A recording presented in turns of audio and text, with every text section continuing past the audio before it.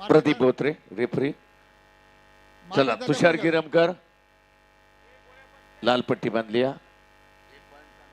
मारुती दादा कुठे गेलं आहे ना?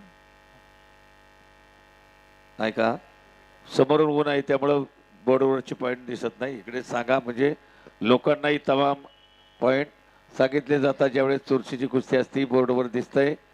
आणि हा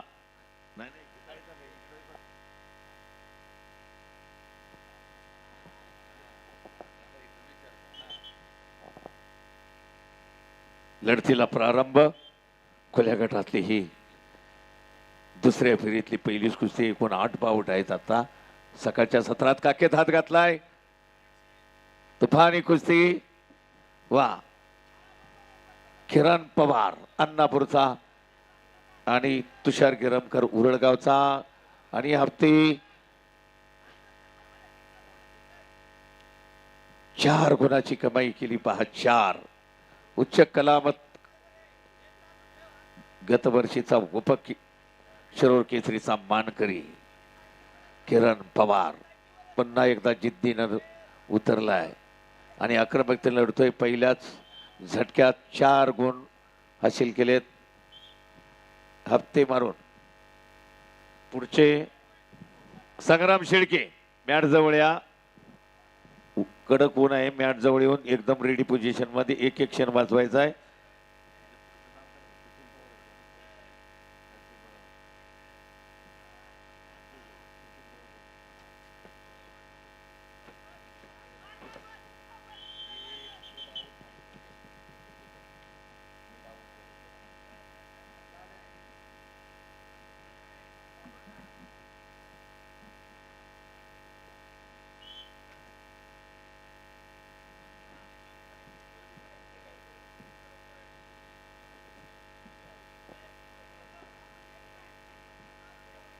कुस्ती स्पर्धेच्या निमित्ताने गोपीनाथ डुंडे मेजर आपण या ठिकाणी उपस्थित राहिला.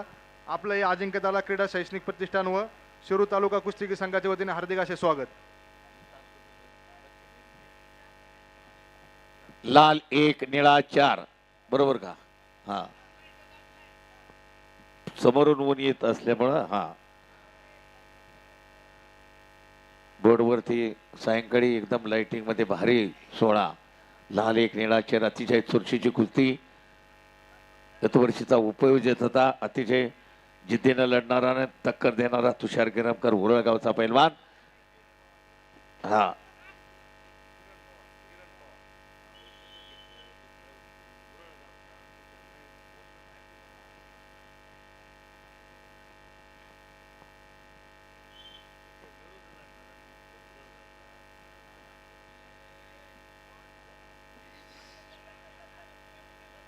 उरळगाव किरण पवार अन्नापूरचा.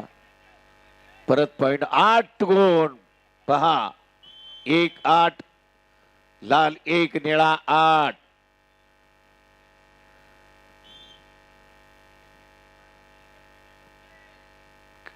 कुछ भी हो सकता है. काही गुरुची शेवटच्या क्षणापर्यंत अशा लढतीची उत्कंठा असते. पुढचे संग्राम शेळके लाल काशीमध्ये आणि सचिन पवार डोंगरगड निळा काशम. 10 झाले का? 1-10 अजून एक कमी फरक आला.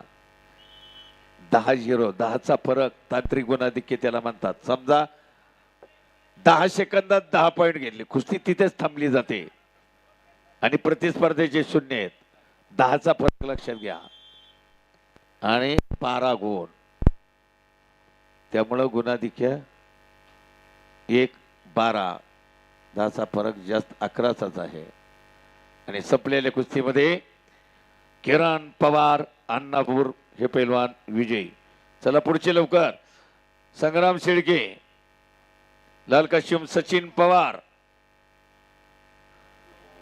डोंगरगण. मान्यवर Kailas Shelke Apollo tyre union अध्यक्ष आपण या ठिकाणी उपस्थित झालात.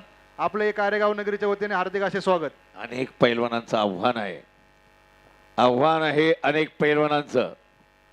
मीच शिरूर केसरीचा मानकरी होणार. त्यामुळं